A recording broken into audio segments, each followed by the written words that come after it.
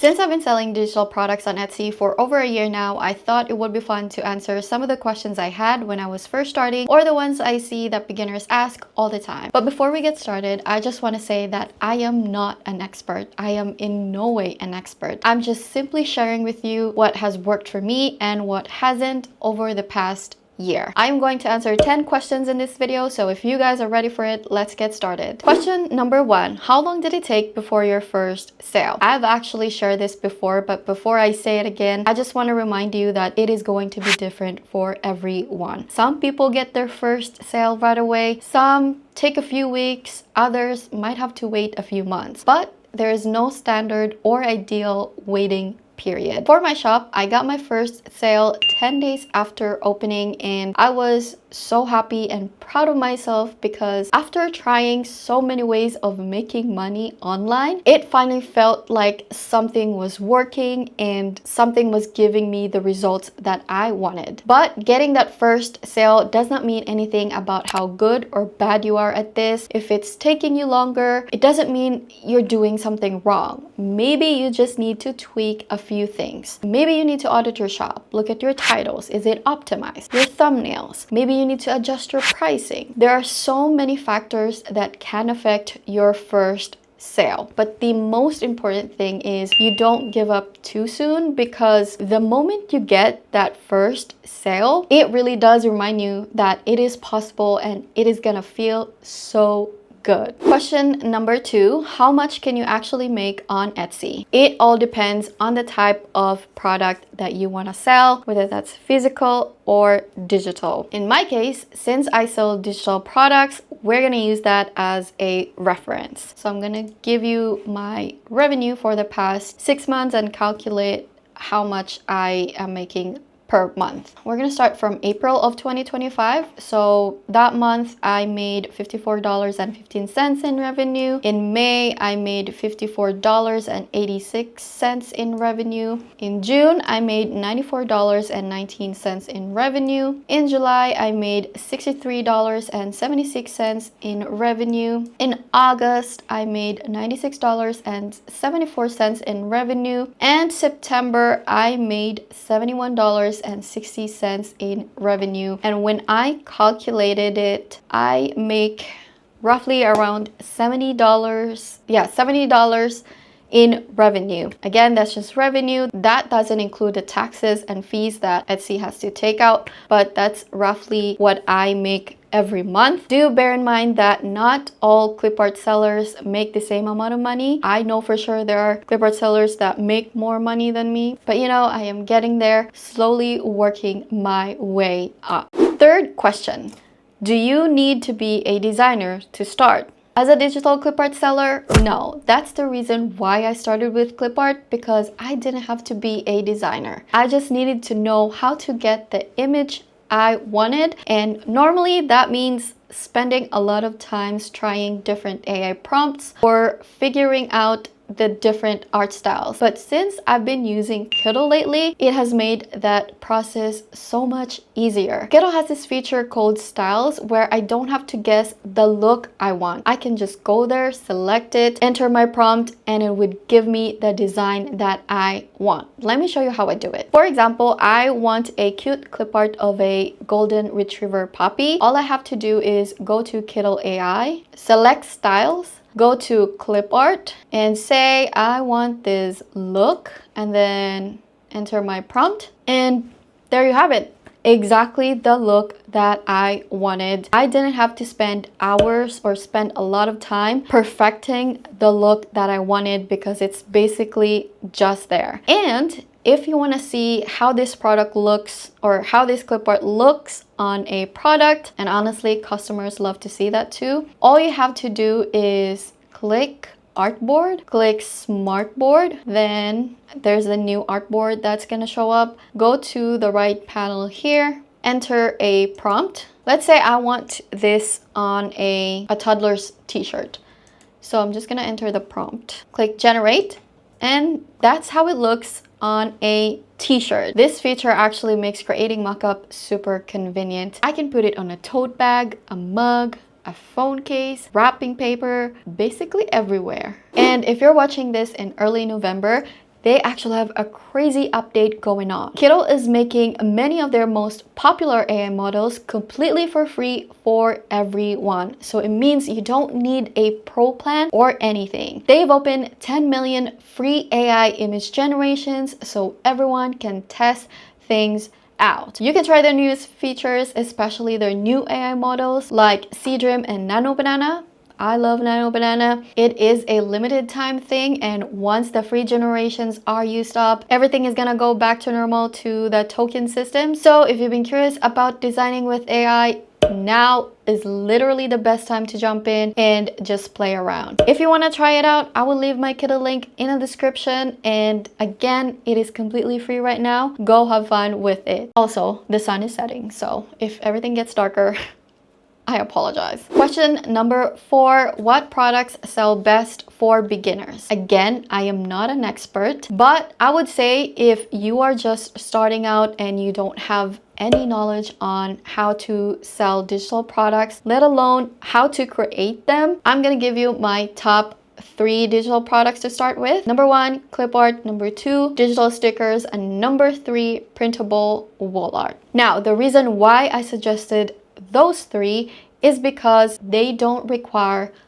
designing or a lot of designing. You just simply generate an image through an AI image generator, package it, and sell it on Etsy. That's like the basic process of it. So you don't have to draw things, or you don't have to do that, you know, and starting with them is actually gonna help you to know more about business as well, because I'm not saying that you're not gonna put in much effort, but I guess the learning would be kind of the same. You know, you're learning about how to create them, but not so much that you're gonna stress out yourself, and also at the same time learning how to run a business, if that makes sense. Question number 5, how do you come up with product ideas? I don't, because most of the time ideas come to me at the most random time of the day. That would be like sometimes when I'm about to go to sleep, when I'm taking a shower, or when I'm cooking. But usually when I do, I would just go to Etsy and just look up what is currently trending, you know, what style is currently trending or about to go on trend. Or another thing that I do is go to some of the shops that I've saved. Yes, I do save shops. I mean, that's part of research as well, because by saving some of the shops, I can tell like what is currently trending or what they're currently doing. Maybe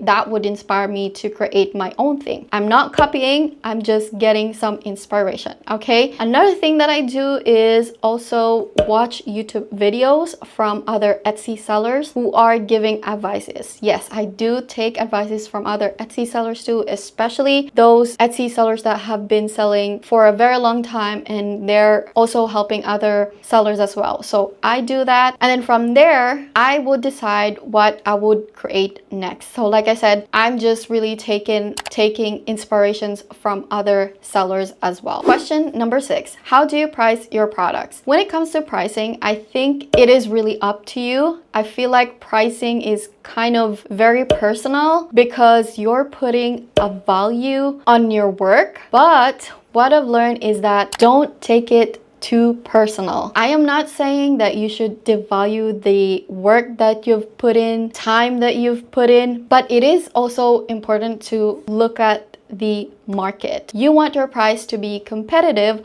while still reflecting the quality and effort you've put in. What I usually do is check what similar products are selling for, and then find a price that feels fair both for me and the customers. Question number 7, what mistakes did you make early on? I've made a few mistakes in the past year, but there is this one mistake that I haven't talked about too much, and that was not adding a lot of listings early on. I was so proud of myself for getting my first sale within 10 days of opening my shop that I told myself I'm gonna have more sales than my number of listings. It was only later I realized that that was a messed up mindset. Well, I mean, it was because that's what I saw from other shops. You know, I've seen shops that didn't have a lot of listings, but they've got a lot of sales. What I should have done was I put my head down and should have created more listings, you know, grinded my first 6 months instead of having an ego. I think that was an ego. What I should have done was kept my head down. I mean, I think if I just did that, I would have been far from where I am right now. But that was a lesson learned. Question number 8, how do you stay consistent or deal with burnout? I stay consistent by trying as much as possible, not comparing myself or my shop to others. Because the moment, and you're gonna have this moment, the moment you start comparing is the moment that you're gonna start to doubt yourself. You're gonna start to doubt the progress that you have made. Overall, it's just not going to be helpful to you. Even that's only gonna drain you if you start to compare yourself. Now, every time I'm about to get into that moment, what I do instead is I would just reflect and see how far I've come and how much knowledge I have learned within my first year of selling on Etsy. And that's basically how I try to stay consistent. When it comes to like avoid feeling burnt out, I do try to have like a balance of doing things that also makes me happy. I watch series, you know, I try to watch an episode or two with my husband. Right now we're currently watching 911 and The Rookie on Disney Plus, and that helps me not to feel burnt out, still have that kind of boundaries and time for myself and time with my husband. Question number 9, how do you promote your Etsy shop? I've never promoted my shop. I've shared my listings though on Pinterest, but that's the only thing that I've kind of slightly promoted my shop. The last time I did that was back in June or July. I have stopped since. However, I've been thinking about starting an FB group or Facebook group where I can start to build customers, but I am not still sure if I wanted to do that. Finally, question number 10, what would you do differently if you started today? I've